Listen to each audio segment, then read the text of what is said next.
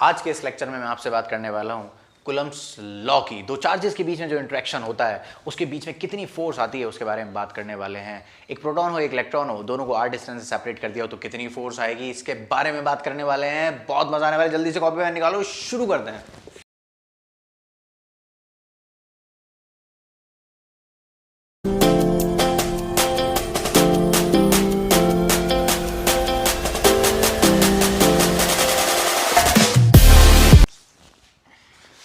तो सुनो यार, जब हम बात करते हैं दो चार्जेस की, जैसे कि मैं बात करूं एक प्लस चार्ज है और एक माइनस चार्ज है, यानी कि एक प्रोटॉन की और एक इलेक्ट्रॉन के बारे में जब हम बात करते हैं तो यार इनके बीच में अगर ये r डिस्टेंस है तो कुछ ये अट्रैक्शन फोर्स लगाते हैं एक दूसरे पे। कैसी फोर्स लगाते हैं? अट्रैक्शन फोर्स लगाते हैं। ये इसको एक अपनी तरफ खींचेगा, ये इसको अपनी तरफ खींचेगा, तो ये कोई अट्रैक्शन फोर्स हुई। और मान ले कि ये भी पॉजिटिव है और ये भी पॉजिटिव है। जैसे कि तू कंसिडर कर सकता है दो सोडियम के आयंस, या तू कंसिडर करता है एक सोडियम है कोई क्लोरीन है, उनके बीच में कोई अट्रैक्शन। तो कोई भी दो चार्जेस के बीच की जो अट्रैक्शन फोर्स है उसके बारे में सबसे पहले अगर किसी ने अपने को बताया था तो वो वही था जिसने चार्ज को डिस्कवर किया था, चार्ल्स अगस्टन डी कूलम। नाम इंपॉर्टेंट नहीं है, इसको हम कूलम्स लॉ भी बोलते हैं। क्या बोलते हैं? Coulomb's law. तो जिस तरीके से तूने एक न्यूटन्स लॉ ऑफ अट्रैक्शन पढ़ा था कि दो मासेस को, यानी कि एक m1 मास है और एक कोई m2 मास है, 11th क्लास पढ़ा था। 11th भाई, 11th क्लास में ग्रेविटेशन में तूने पढ़ा था कि एक m1 मास है और एक m2 मास है और इनको मैंने r डिस्टेंस से सेपरेट किया है, तो ये दोनों एक दूसरे को अट्रैक्ट करते हैं। लॉ ऑफ ग्रेविटेशन, बात समझ में आ गई? In this universe each and every particle attracts every other particle with some force of attraction.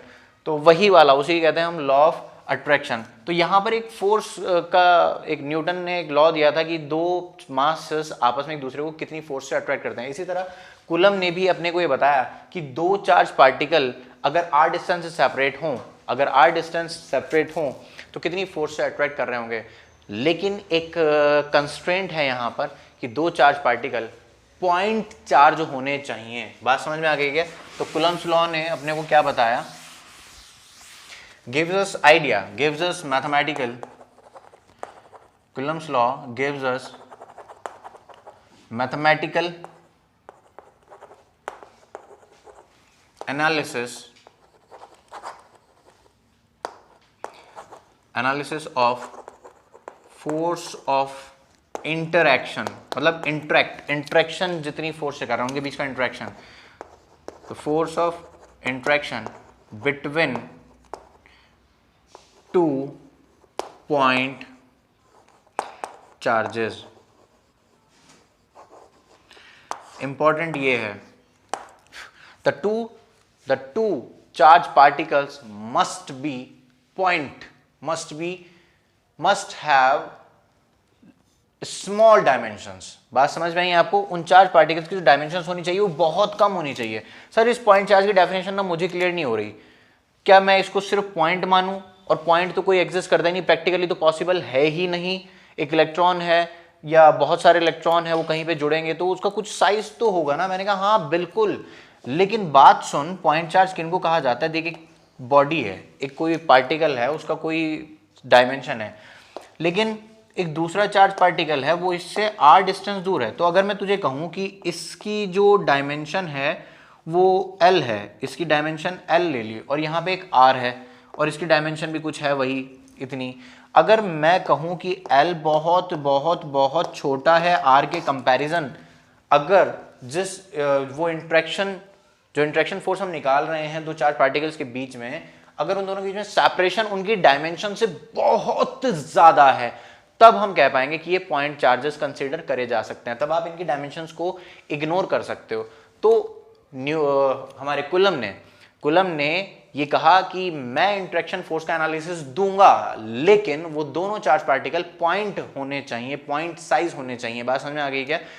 तो दूसरी बात क्या बोली उसने? एक तो पॉइंट साइज होनी चाहिए, और दूसरी बात क्या बोली कि बस दो के बारे में मैं बात कर सकता हूं। Interaction force gives us mathematical analysis of force of interaction between two point charges। तो दो के बीच में दो चार्जेस के बीच में हम फोर्स ऑफ इंटरेक्शन की बात कर सकते हैं। तो अगर पॉजिटिव पॉजिटिव होंगे तो एक दूसरे को रिपेल कर रहे होंगे किसी फोर्स से, और अगर नेगेटिव पॉजिटिव होंगे तो एक दूसरे को अट्रैक्ट कर रहे होंगे, और नेगेटिव नेगेटिव होंगे तो भी एक दूसरे को रिपेल कर रहे होंगे। तो यहाँ पर कूलम्ब्स लॉ की मैं बात कर रहा हूँ आपसे।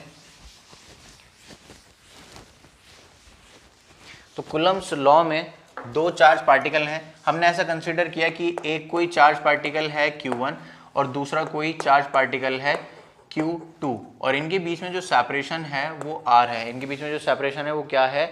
R है। बात समझ में आ गई क्या? इनके बीच में जो सेपरेशन है वो R है, और मैंने इन दोनों चार्जेस को क्या मान लिया? पॉइंट चार्ज मान लिया। इसको मैंने कह दिया 1 और इसको मैंने कह दिया 2। ये तुम्हें भी पता है, ये मुझे भी पता है कि इसके ऊपर जो फोर्स आएगी वो रिपल्सिव आएगी और उसको दूर धक्का दे रहा होगा। समझ में आया क्या? एक छोटी सी क्लिप भी देखी है हमने अभी, ठीक है, और ये भी इसको धक्का दे रहा होगा। तो इस फोर्स को कहने का तरीका क्या है? ये वाली जो फोर्स है इसको हम क्या कहेंगे? इसको F21 लिखेंगे। क्या लिखेंगे? F21। इसका मतलब क्या होता है? फोर्स, इसको पढ़ते कैसे हैं? Force on 2 due to 1। Force on 2 due to 1। समझ में आ रहा है? फोर्स ऑन 2 ड्यू टू 1 कहते हैं इसे। डायरेक्शन तुझे पता लगी रही है, मैं मैग्नीट्यूड की बात कर रहा हूँ। अगर तू इसके ऊपर एक छोटा सा एरो बना दे तो कोई आफत नहीं आएगी, और नहीं भी बनाएगा तो भी कोई आफत नहीं आएगी, क्योंकि मैं सिर्फ मैग्नीट्यूड की बात कर रहा हूँ। लेकिन कुछ चमन लोगों के लिए मैंने बना दिया कि यहाँ पर अगर 1 है तो इस वाली फोर्स को हम क्या कहेंगे? F12, यानी कि F12। और इसको कैसे पढ़ेंगे? फोर्स ऑन 1,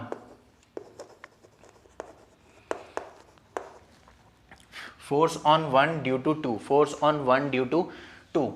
मैं ये बात बताना चाहता हूं आपको कि चाहे आप F12 वेक्टर की बात करो, इसके मैग्नीट्यूड की बात करो, इस वाली फोर्स के मैग्नीट्यूड की बात करो, और चाहे आप बात करो इस वाले फोर्स के मैग्नीट्यूड की, ये दोनों ही इक्वल होते हैं, बस डायरेक्शन अपोजिट होती है। दोनों ही इक्वल हैं, डायरेक्शन अपोजिट है। दोनों ही मैग्नीट्यूड में इक्वल हैं, डायरेक्शन अपोजिट है। मान ले कि मैं यहाँ पे खड़ा हूँ और कोई एक यहाँ पे खड़ा हुआ है, ठीक है, उस मेरे ऊपर चार्ज Q1 है, मैं Q1 हूँ और वो सामने वाला Q2 है। तो जितनी फोर्स से वो मुझे धक्का दे रहा होगा पीछे, उतनी ही फोर्स से मैं भी उसे धक्का दे रहा हूँ पीछे। ये मैटर नहीं करता कि मेरे पास उसके कंपैरिजन बहुत चार्ज है या उसके कंपैरिजन मेरे पास बहुत कम चार्ज है। मुझ पर लगने वाली इंट्रैक्शन फोर्स, मुझ पर लगने वाली इंट्रैक्शन फोर्स, उस पर लगने वाली इंट्रैक्शन फोर्स, दोनों का मैग्नीट्यूड इक्वल होगा। बात समझ में आ गई है? लेकिन डायरेक्शन अपोजिट होगी।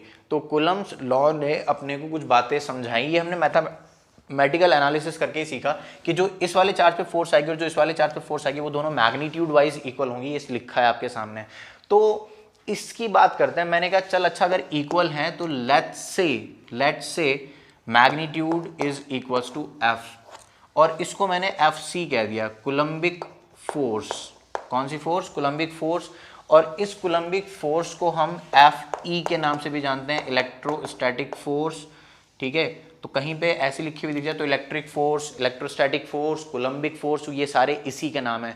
पॉज करके लिख ले, इलेक्ट्रिक फोर्स, कूलम्बिक फोर्स, ये दोनों एक ही बात है। इलेक्ट्रोस्टैटिक फोर्स भी कहते हैं। ठीक है, चल अभी कुछ और बात पे आते हैं। तो मैं ये समझाना चाहता हूँ कि कूलम्ब ने क्या क्या बात बताई। सबसे पहला पॉइंट जो कूलम्ब्स लॉ का है, इसको लैंग्वेज में तू लिखेगा, मैं बोल दूंगा बस एक बार, कि कूलम्ब्स लॉ ने कहा कि जो फोर्स ऑफ इंट्रैक्शन है उसका मैग्नीट्यूड दोनों चार्जेस के प्रोडक्ट के डायरेक्टली प्रोपोर्शनल है। बात समझ में आ गई क्या? दोनों चार्जेस के प्रोडक्ट के डायरेक्टली प्रोपोर्शनल है। मतलब इसको मैं ऐसे करके भी लिख सकता हूँ कि जो F है वो Q1 के डायरेक्टली प्रोपोर्शनल है, वो जो F है वो Q2 के भी डायरेक्टली प्रोपोर्शनल है, लेकिन उनके बीच का जो डिस्टेंस है उसके स्क्वायर के इनवर्सली प्रोपोर्शनल है। बात समझ में आ गई क्या? तो कूलम्ब लॉ ने अपने को बताया the force of interaction between two charges. अच्छा, इसको मैं अगर कंबाइन करके एक बार लिख दूं ताकि तुझे अच्छा लगे,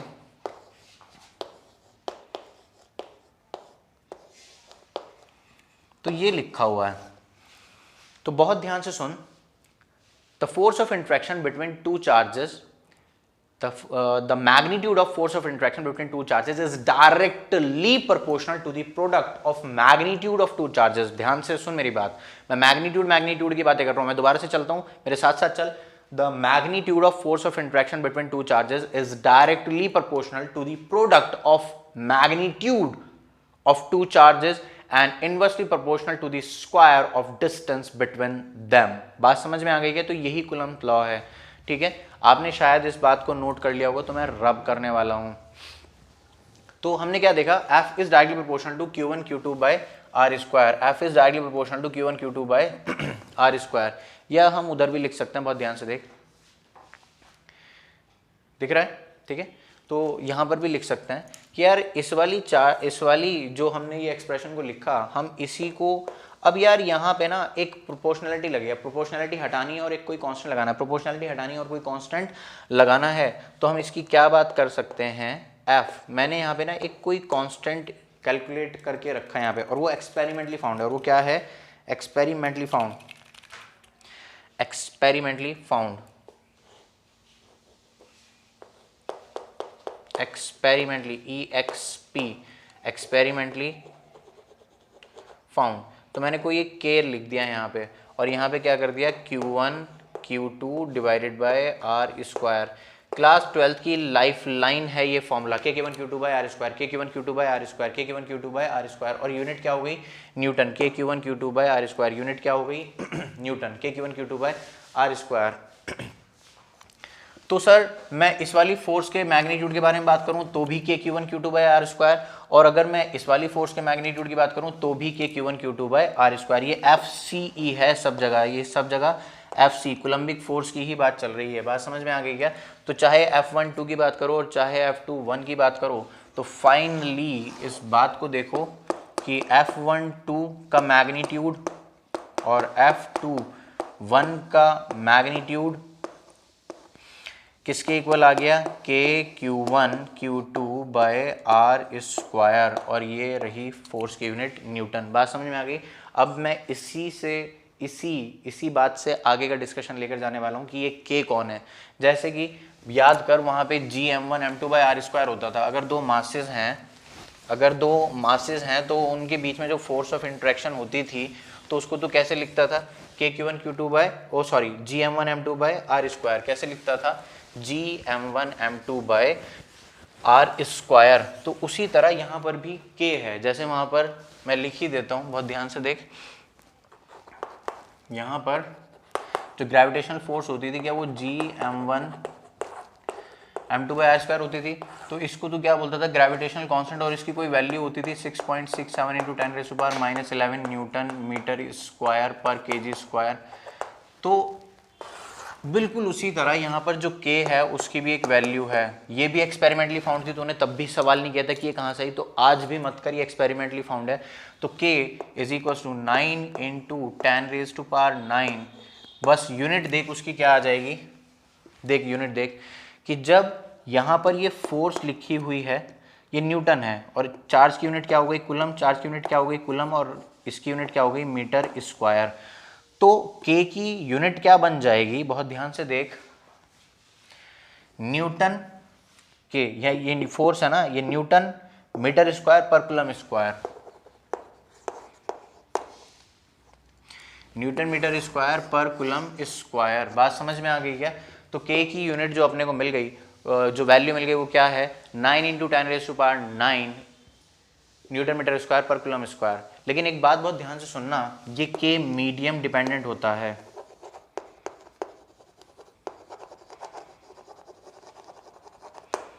गांव वालों सुनो सुनो सुनो, बहुत इंपॉर्टेंट बात है। दो चार्ज पार्टिकल के बीच में जो फोर्स ऑफ इंट्रैक्शन निकाल रहे हैं, वहां पर एक K है, लेकिन वो क्या है, मीडियम डिपेंडेंट है। मतलब हवा में रखूंगा तो इस K की वैल्यू कुछ और आएगी, और अगर मैं पानी में रखूंगा तो कुछ और आएगी। मैं मीडियम चेंज करता रहूं उतनी ज़्यादा इस K की वैल्यू चेंज होती रहेगी। जितनी बार मैं मीडियम चेंज करूंगा उतनी बार K की वैल्यू चेंज होगी। लेकिन सर ऐसा कभी मासेस के बीच में तो नहीं होता था। मैंने कहा एग्जैक्टली, जो कैपिटल G है उसकी वैल्यू मीडियम इंडिपेंडेंट है, लेकिन कैपिटल K की वैल्यू मीडियम डिपेंडेंट है। जैसे जैसे मीडियम चेंज होगा इसकी वैल्यू चेंज होती रहेगी। क्या आपको मेरी बात समझ में आई? तो ये मीडियम डिपेंडेंट है। ये क्या है, ये मीडियम डिपेंडेंट है। बात समझ में आ गई क्या? सर ये 9 × 10⁹ जो वैल्यू दी है, ये कौन से मीडियम के लिए है? तो मैंने कहा ये है फॉर फ्री स्पेस / वैक्यूम भी कह सकते हैं इसको, ठीक है, वैक्यूम कह सकते हैं, और हम एयर के लिए भी यही मानते हैं। बात समझ में आ गई? तो ये के मीडियम डिपेंडेंट है। सर पानी के लिए क्या होगा, सर तेल के लिए क्या होगा, सर मिट्टी के तेल में डाल दूँ तो क्या होगा, तेरे अंदर डाल दूँ तो क्या होगा? भाई अभी बात करते हैं, रिलैक्स रिलैक्स रिलैक्स। तो भाई ये फ्री स्पेस वैक्यूम और एयर के लिए है। बात समझ में आ गई क्या? तो ये चार्ज पार्टिकल कहाँ कहाँ मीडियम में रखे होंगे, अलग अलग बात है। बात समझ में आएगी? तो ये मीडियम डिपेंडेंट है, फ्री स्पेस वैक्यूम और एयर। यहाँ पर हम 9 × 10⁹ ही यूज़ करते हैं। थोड़ा सा और विश्लेषण करते हैं, एनालिसिस करते हैं के का। के का जो एक्सप्रेशन है वो कुछ ये होता है 1/4π। और देख जिंदगी में कोई नया सा प्राणी आने वाला है, चल घंटी बजा के स्वागत कर उसका। टन।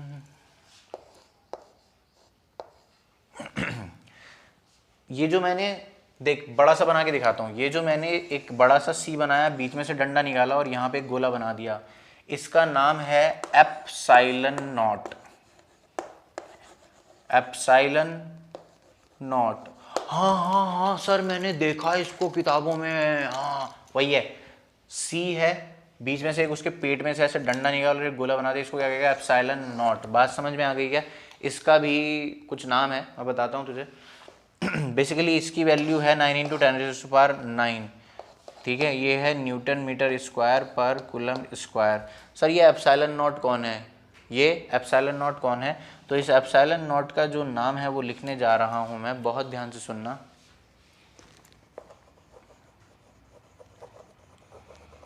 परमिटिविटी। क्या बोला? परमिटिविटी।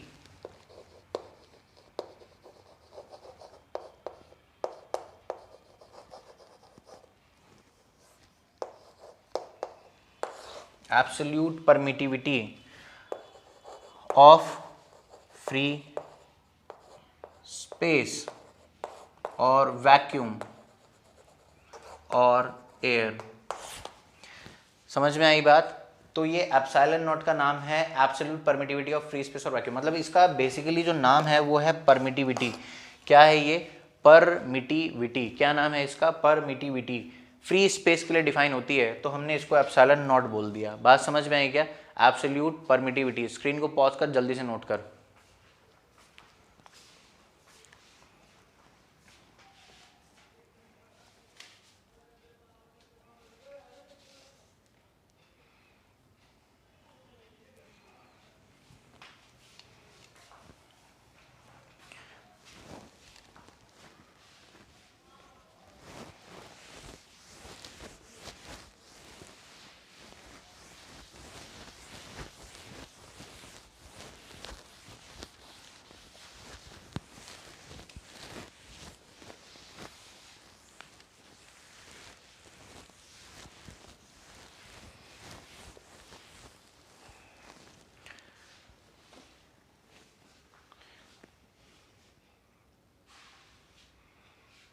टेढ़ा सा जा रहा है, अगर ऐसे करते हैं तो सीधा दिखता। बस रहने तो चाहे, बस सो गया सीधा।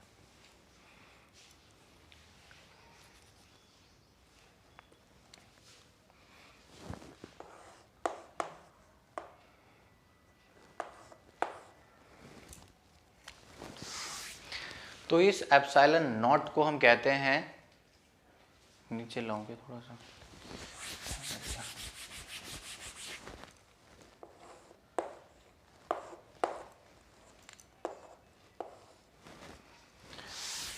तो इस एप्सिलॉन नॉट को हम क्या कहते हैं? Absolute permittivity of free space. मतलब ये फ्री स्पेस के लिए, वैक्यूम के लिए या एयर के लिए डिफाइन किया गया है, और इसको हमने ना रेफरेंस मान लिया। बेसिकली क्या मान लिया? रेफरेंस। जैसे कि क्लास में किसी बच्चे, हमने एक टेस्ट लिया और उस टेस्ट में मान ली कि यार बहुत सारे बच्चों के अलग अलग नंबर थे, 8 9 10 11 12 13 ऐसे करके बहुत सारे नंबर थे, लेकिन हमने ना एक 10 को रेफरेंस मान लिया। एक 10 मार्क को हमने क्या मान लिया? रेफरेंस मान लिया। क्या मान लिया? रेफरेंस। तो इसी तरह फ्री स्पेस में जो इसकी वैल्यू है, हमने उसको क्या मान लिया है? रेफरेंस। क्या मान लिया है? रेफरेंस मान लिया है। क्या मान लिया है? रेफरेंस मान लिया है। बात समझ में आ गई क्या? और इसकी वैल्यू भी आती है, जैसे कि आपने यहाँ पर 9 × 10⁹ लिखा था, और ये किसके इक्वल आया था? 1/4π एप्सिलॉन नॉट, और इसकी यूनिट भी थी कुछ, न्यूटन मीटर स्क्वायर पर कूलम स्क्वायर। क्या इसकी ये यूनिट थी? 9 × 10⁹ न्यूटन मीटर स्क्वायर पर कूलम स्क्वायर। तो अगर मैं एप्सिलॉन नॉट के लिए सॉल्व करने लगूँ तो एप्सिलॉन नॉट को उठा के इधर ले आऊँ और इन सबको इधर ले जाऊँ, तो यहाँ पे क्या आ गया? Epsilon not. क्या आ गया? Epsilon not. मैं अब बेसिकली एप्सिलॉन नॉट की वैल्यू कैलकुलेट करने जा रहा हूँ। क्या कैलकुलेट करने जा रहा हूँ? एप्सिलॉन नॉट की वैल्यू कैलकुलेट करने जा रहा हूँ। तो यहाँ पर 1/4 पाई, और ये क्या आ जाएगा? नीचे आ जाएगा 9 × 10⁹9, 9 × 10⁹9, और ये यूनिट भी कुछ ऐसे ही कूलम स्क्वायर था यहाँ पे, तो यूनिट भी चेंज हो जाएगी, कूलम स्क्वायर चला जाएगा यहाँ पर और न्यूटन मीटर स्क्वायर आ जाएगा यहाँ पर।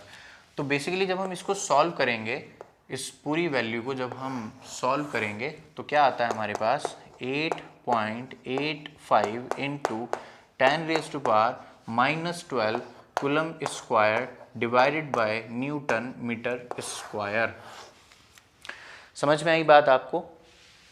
तो ये जो एप्सिलॉन नॉट है, इसकी वैल्यू सर मुझे याद करनी पड़ेगी क्या? ऑब्वियसली तुझे याद होनी चाहिए टिप्स पर, जैसे मुझे याद है 8.85 × 10⁻⁻12, 8.85 × 10⁻⁻12, 8.85 × 10⁻⁻12। सर क्या यूनिट भी इंपॉर्टेंट है? बेसिकली बहुत इंपॉर्टेंट है बाबा। सर मुझे ना इसकी डायमेंशन और करवा दो। मैंने क्लास 11th में देखा था इसको, जब मैं वहाँ पे डायमेंशन टॉपिक पढ़ रहा था। हाँ सर मैंने भी देखा है, बिल्कुल वही, उसी के बारे में बात करने जा रहा हूँ। तो हम डायमेंशन के बारे में बात कर रहे हैं, इसकी किसके बारे में बात कर रहे हैं? डायमेंशन के बारे में। तो ध्यान से देख, ये तो न्यूमेरिकल वैल्यू है, इसकी तो कोई डायमेंशन नहीं लिखूंगा। कूलम के लिए क्या लिख देता हूँ मैं? चार्ज क्या होता है? IT। Q के लिए फॉर्मूला क्या होता है? I × T। तो I क्या है? करंट, यानी कि उसकी जगह क्या लिखेंगे? एम्पेयर। और T के लिए टाइम है, तो क्या कैपिटल T यूज कर लेंगे।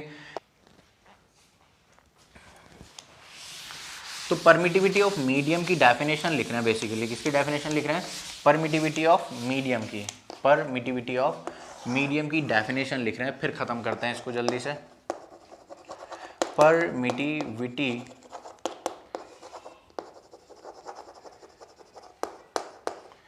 परमिटिविटी ऑफ मीडियम मैं बोल रहा हूं, तो बस लिख ले जल्दी से। It is the resistance, it is the किसी मीडियम की, जैसे फ्री स्पेस के लिए है, किसके लिए है? For free space. किसके लिए है बाबा? फॉर फ्री स्पेस के लिए। मैं लिख चुका हूं पीछे। तो किसी और मीडियम के लिए क्या होगी, या परमिटिविटी क्या होती है? बहुत ध्यान से सुन। इट इज द रेजिस्टेंस, क्या बोला? It is the resistance offered bye medium, it is the resistance offered by medium to the induction of electrical effects in it।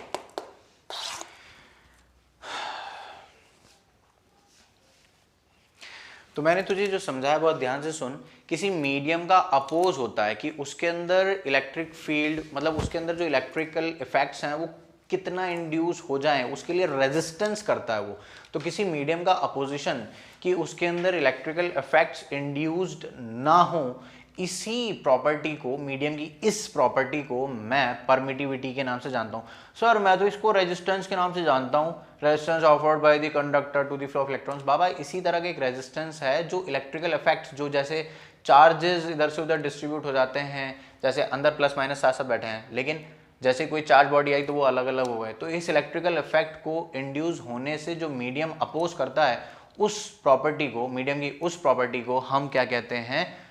Permittivity कहते हैं। क्या कहते हैं? परमिटिविटी। बहुत शानदार। उम्मीद है आपको ये डेफिनेशन समझ में आई होगी। लास्ट बात जो मैं आपसे करने वाला हूं, जल्दी से लिखो आप, प्रॉपर्टीज ऑफ कूलम्बिक फोर्स। जो फोर्स हमने पढ़ी अभी Q1 Q2/r², इसकी प्रॉपर्टीज पढ़ रहे हैं बेसिकली। समझ में आया क्या?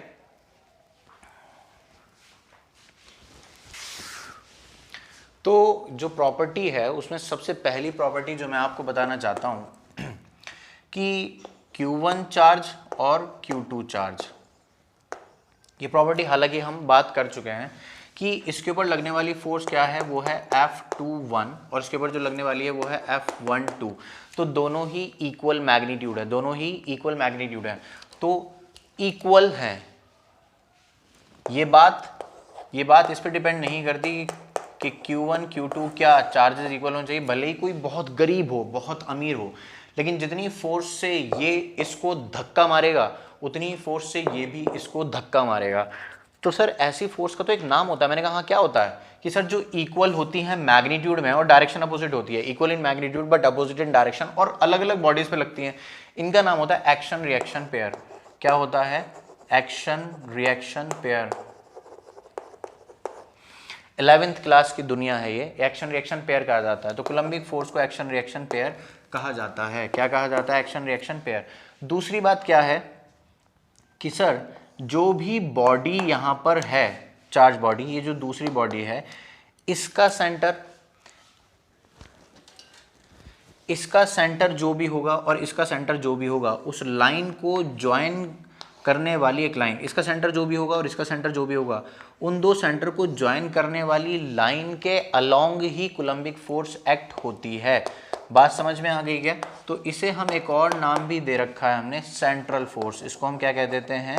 Central force. क्या कह देते हैं? Central force. तो कूलम्बिक फोर्स सेंट्रल फोर्स है। इसके बारे में अगर एक लाइन लिखना चाहते हैं तो बहुत ध्यान से लिख ले, बहुत ध्यान से लिख ले। The force which acts along the line joining the center of two bodies। बात समझ में आई क्या? तो दो बॉडी के जो सेंटर है उनको ज्वाइन करने वाली लाइन है, उसी के अलोंग ये फोर्स लगती है, तो इसको हम सेंट्रल फोर्स भी कहते हैं। एक और प्रॉपर्टी है इसकी, ये कंजर्वेटिव है। ये क्या है? कंजर्वेटिव इन नेचर है। सर कंजर्वेटिव तो मैंने ये 11th क्लास में पढ़ा था। मैंने कहा हाँ, जिन फोर्स का वर्क डन पाथ पे डिपेंड नहीं करता, जैसे कि ग्रेविटेशनल फोर्स का वर्क डन पाथ पे डिपेंड नहीं करता, तो उसको भी हम क्या कहते हैं? कंजर्वेटिव फोर्स कहते हैं। इसी तरह जो ये कूलम्बिक फोर्स है, इसका वर्क डन भी पाथ पे डिपेंड नहीं करता, इसीलिए हम क्या कहते हैं इसको? ये कंजर्वेटिव फोर्स है। बात समझ में आ गई क्या? चौथी प्रॉपर्टी बहुत इंपॉर्टेंट और बहुत क्लासिक।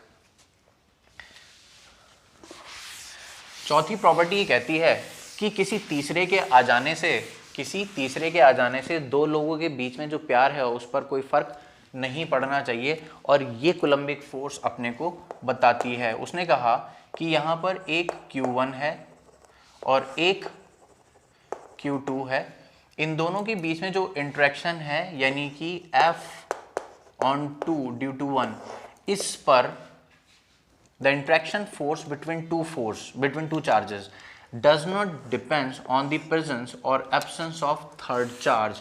मतलब इन दोनों के बीच की जो इंट्रैक्शन फोर्स है वो किसी तीसरे चार्ज पार्टिकल Q3 पर डिपेंड नहीं करती। The interaction force between two charge particle does not depend on the presence or absence of third charge। मतलब इन दोनों के बीच का जो प्यार है उस पर तीसरे के आने या जाने से कोई फर्क नहीं पड़ता। आम जिंदगी में अगर ऐसा हो जाए यार कितना मजा आ जाए, लेकिन ऐसा होता नहीं। तो इस बात को नोट कर लेना, the interaction force between two charges does not depend on the presence और एब्सेंस ऑफ थर्ड चार्ज। उम्मीद है तूने लिख लिया होगा। लेकिन वहीं पांचवा पॉइंट सुन, लेकिन जो नेट फोर्स है,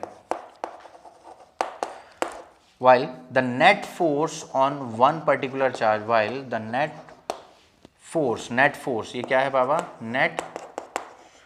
net force on one particular charge depends on the presence or absence of third charge, depends on the presence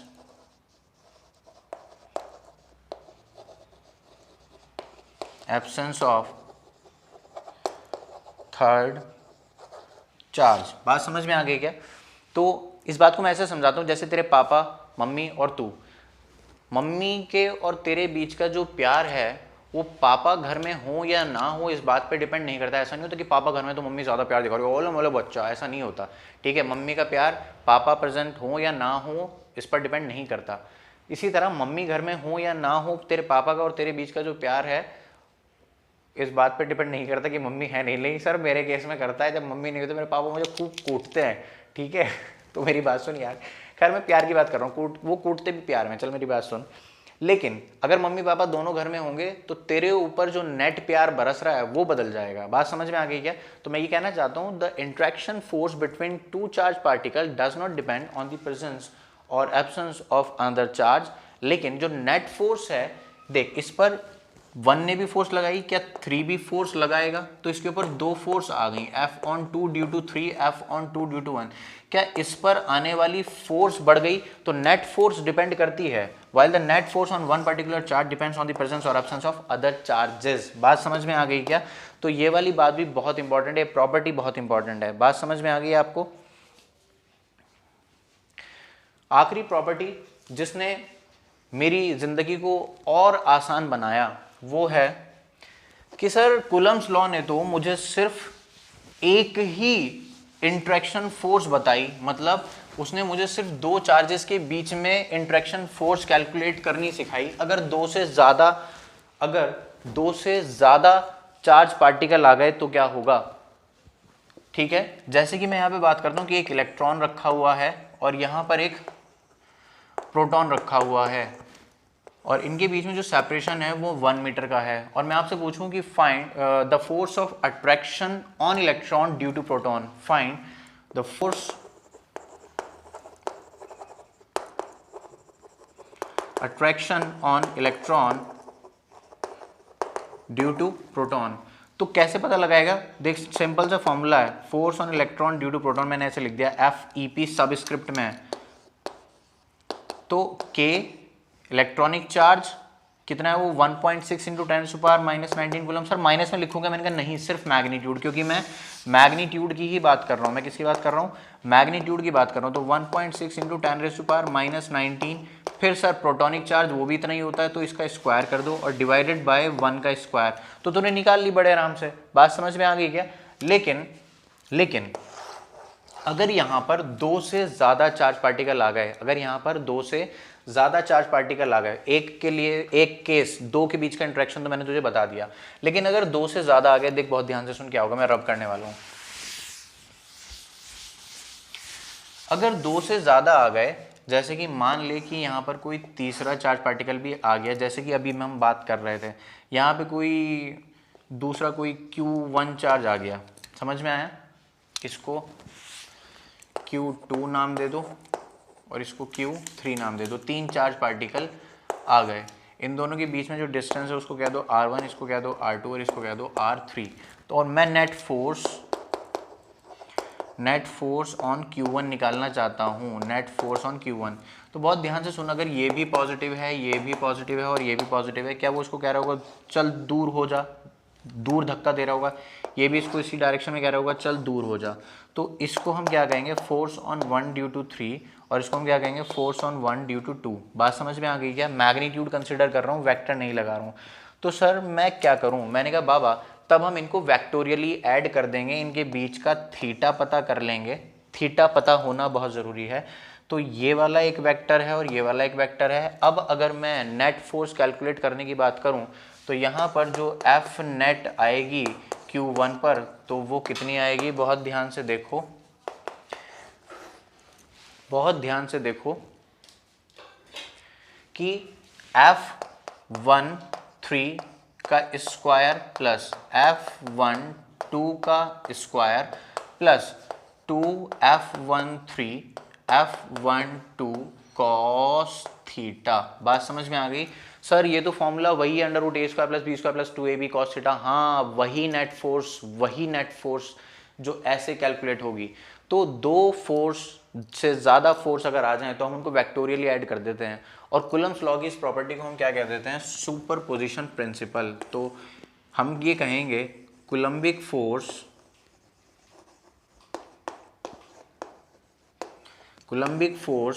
follows